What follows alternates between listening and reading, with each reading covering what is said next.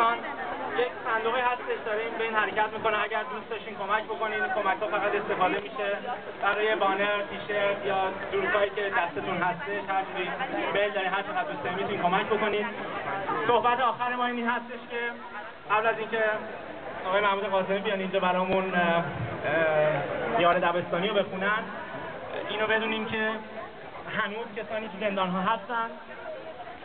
چه خوبه که اینجا همه با همدیگه یک صدا آزادی زندانیان سیاسی رو بخوایم که به گوش همه برسه، به گوش مخصوصا هموطنانمون برسه. به خاطر همین با زبان فارسی میگیم زندانی سیاسی آزاد باید گردد. زندانی سیاسی آزاد باید گردد. زندانی سیاسی آزاد باید گردد. زندانی سیاسی آزاد باید گردد. زندانی سیاسی آزاد باید گردد. زندانی سیاسی آزاد باید گردد.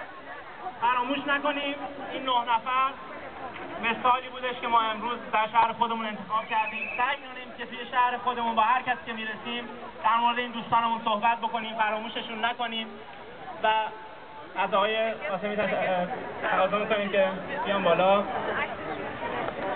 شعرشون رو برامون بخونن.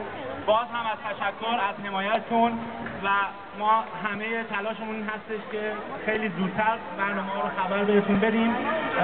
از صفحه United for Iran English Frankfurt و توی فیسبوک دانشگاه فرانکفورت United for Iran دانشگاه و United for Iran Frankfurt میتونید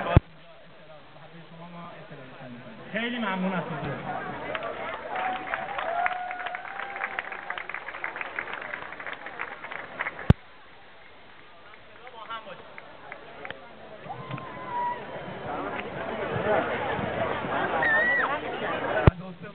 سیاه و تیره شب وطن، از آسمان سیاه و تیره شب وطن ستاره می‌ریزد. عجب که از کشته هر ستاره‌ای هزار دگر پا می‌ریزد. بگو به پیر توس، بگو به پیر توس آن حافظ ایران که سهراب ما نمرده است و ندا